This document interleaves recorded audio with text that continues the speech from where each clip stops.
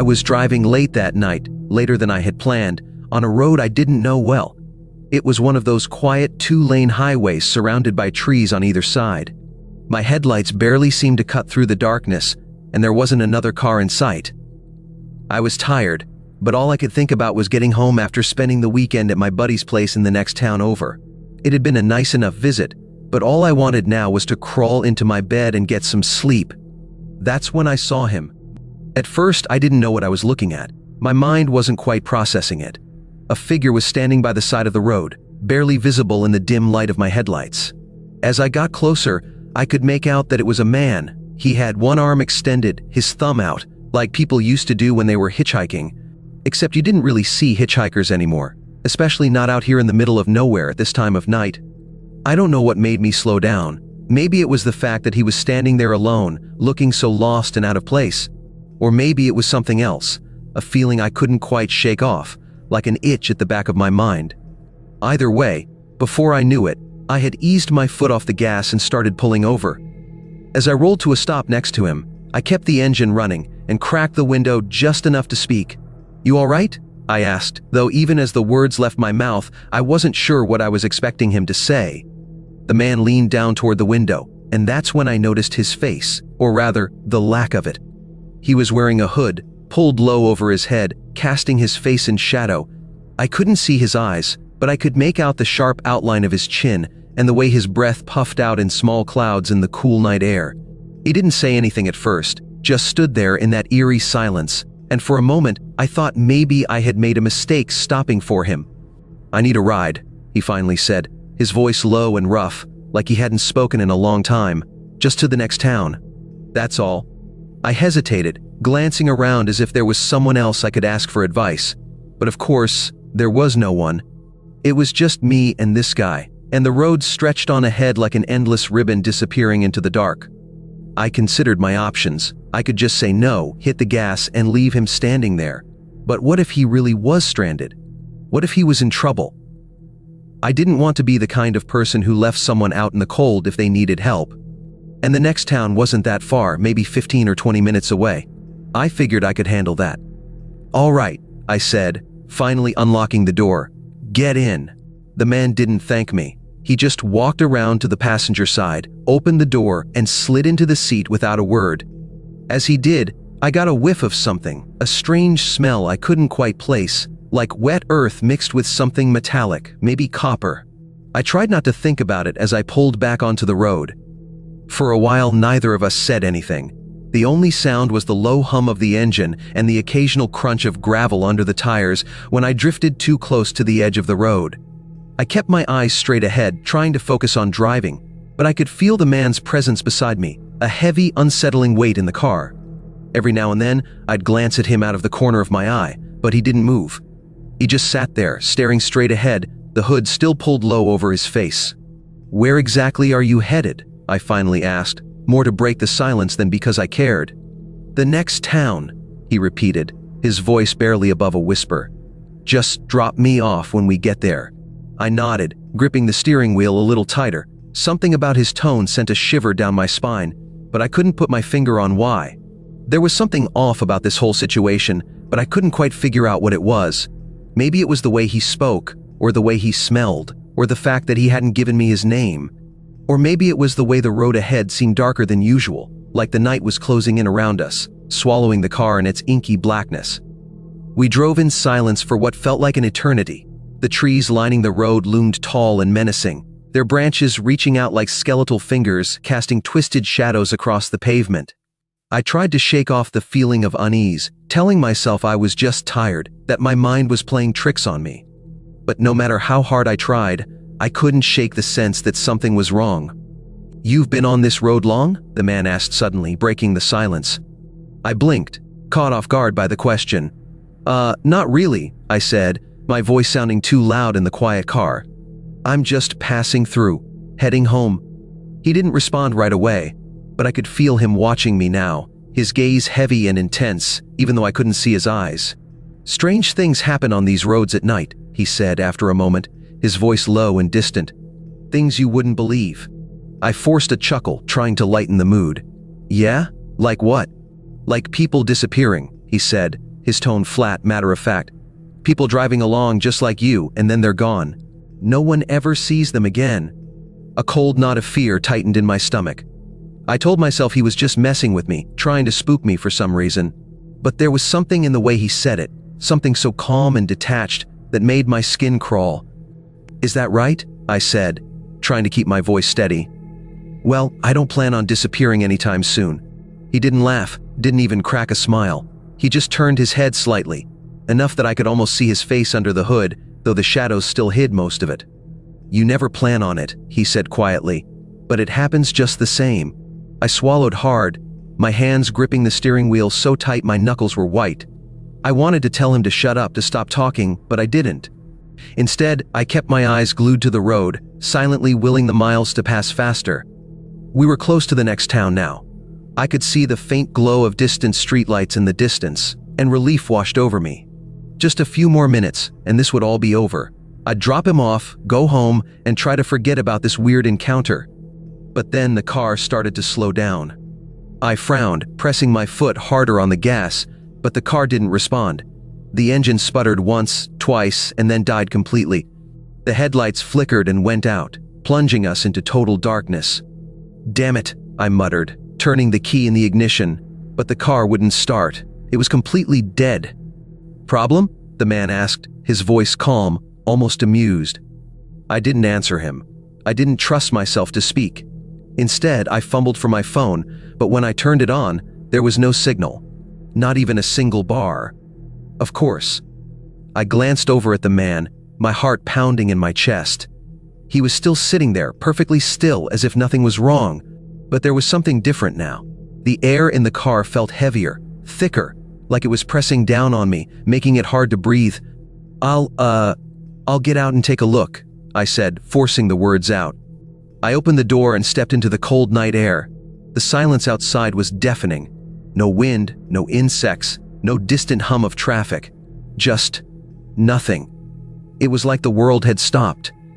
I walked around to the front of the car and popped the hood, though I had no idea what I was looking for. I wasn't exactly a mechanic, but I figured maybe something would stand out. But everything looked fine. There was no smoke, no leaks, nothing obviously wrong. I stood there for a moment, my breath clouding in the air, and that's when I heard it. A soft shuffle of footsteps behind me. I froze, my heart hammering in my chest. Slowly, I turned around, half expecting to see the man standing right behind me, but the passenger seat was empty. I've always heard that picking up hitchhikers is a bad idea, especially late at night on an empty road. But I never believed those warnings, at least not until it happened to me. It was a chilly October night, the kind where the fog clung to the ground, and the moon struggled to shine through the thick clouds that hung overhead. I was driving back from a work trip that had stretched much longer than it was supposed to. The drive was supposed to be peaceful, but after hours on the road, the only thing keeping me awake was the dull glow of my dashboard and the low hum of my old car's engine. I was somewhere in the middle of nowhere, on a stretch of highway I didn't recognize. The GPS had stopped working a while back, and there were no signs, no cars, just a road that seemed to stretch forever into the night. I remember thinking that the silence felt unnatural, like the kind you'd expect just before something bad happens. And then I saw him. At first, I thought I was imagining things. Maybe my eyes playing tricks on me from being so tired. But no, there was definitely someone up ahead, standing on the side of the road. He had his thumb out, like he was waiting for someone to pick him up. It was weird, seeing someone out there in the middle of nowhere at that hour. I slowed down, trying to get a better look. He didn't look particularly threatening. Just a man, probably in his late 30s, wearing a dark jacket and a baseball cap pulled low over his face. Something about him seemed off, though I couldn't put my finger on what it was. But against my better judgment, I felt my foot easing off the gas. I figured I could at least ask him if he needed help, maybe get some directions. I rolled to a stop next to him and leaned over to roll down the window just a crack. "Need a ride?" I asked. He leaned in close to the window, and for the first time, I could see his face. There was something unsettling about his eyes, dark, empty, like they'd seen things I couldn't imagine. He smiled, but it didn't reach those eyes. "Yeah," he said, his voice low and raspy. Just need to get to the next town. For a moment, I hesitated. Every instinct I had screamed at me to drive away, to leave him there on the side of the road. But I ignored it. I wasn't the kind of person who could leave someone stranded, not when I was the only car for miles. So, with a sigh, I unlocked the door. "Get in." He didn't say anything as he opened the door and slid into the passenger seat. The moment he sat down, I noticed it, a strange smell, like damp earth mixed with something metallic. It wasn't overwhelming, but it was enough to make me wrinkle my nose. I glanced at him again, but he was staring straight ahead, his face hidden in the shadows. I pulled back onto the road, my hands gripping the steering wheel a little too tightly. The silence in the car was heavy, almost oppressive. He didn't say a word, and I didn't feel like making small talk, so we just drove like that for what felt like hours, though it was probably only a few minutes. The road seemed to stretch on forever, winding through the dark woods. I kept expecting to see a town, or at least some sign of civilization, but there was nothing, just trees, fog, and darkness. "So," I finally said, breaking the silence, "how far is the next town?" He didn't answer right away. When he did, his voice was so low I almost didn't hear him. "Not far now." Something about the way he said it made the hairs on the back of my neck stand up. I glanced at him again, and that's when I realized something that made my blood run cold. He was smiling. It wasn't a friendly smile, though. It was the kind of smile you'd expect to see on someone who knew something you didn't, something you weren't going to like. I swallowed hard and kept my eyes on the road, telling myself I was just imagining things. But the further we drove, the worse the feeling got. The air in the car felt colder, heavier, like a weight pressing down on my chest. My heart was pounding in my ears, and I couldn't shake the feeling that something terrible was about to happen. "I think maybe I should drop you off here," I said, my voice sounding weak, even to my own ears. "No," he said quickly, his tone sharp. "Keep driving. You can't stop yet." That was it. My instincts, the ones I had ignored before, were screaming at me now. I needed to get this guy out of my car, fast. But before I could respond, he reached over and grabbed my arm, hard. His grip was cold, like ice, and his fingers dug into my skin. "Don't stop," he said, his voice suddenly flat and emotionless. "You don't want to stop here." My heart was racing, panic clawing at my throat. I yanked my arm away and pressed down hard on the gas, determined to get away from him, but the car didn't respond. The engine sputtered, then stalled, leaving us coasting in the middle of the dark road. I slammed the brakes, my hands shaking, and tried to restart the car, but it was no use. The engine was dead. "What the hell?" I muttered under my breath, glancing at the man. He was just sitting there, staring at me with that same unsettling smile on his face. "You shouldn't have stopped," he said softly, almost like he was talking to himself. I felt a cold sweat break out on the back of my neck. Something was very wrong. I reached for my phone, hoping to call for help, but there was no signal. Of course, there wasn't. I glanced around, looking for any sign of another car or a house, but there was nothing. Just trees and fog, stretching into the distance. "I need to get out of here," I whispered, more to myself than to him. He didn't move. He didn't even blink. He just kept smiling. And then, in the silence, I heard it. A low, rumbling sound, coming from somewhere deep in the woods. At first, I thought it was the wind, but as it grew louder, I realized it wasn't that. It was something else, something much worse.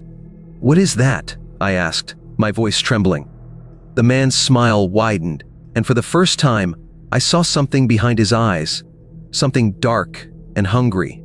"They're coming," he said, his voice filled with a strange kind of excitement. "Who's coming?" I demanded, but deep down, I wasn't sure I wanted to know. "The ones who never left," he whispered, his eyes gleaming with a madness that made my skin crawl. I scrambled to get out of the car, my heart pounding so hard I thought it might burst. But as I reached for the door handle, the fog outside thickened, swirling around the car like a living thing. The rumbling grew louder, closer, and I could feel the ground vibrating beneath my feet. I turned back to the man, desperate for answers, but he was gone. The passenger seat was empty. I stared at the empty seat, my mind racing. He had been right there. There was no way he could have just disappeared. But he was gone, vanished into thin air. And that's when I realized I wasn't alone anymore. I could feel something in the fog, watching me.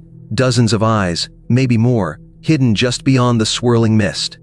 I didn't wait to find out what they were.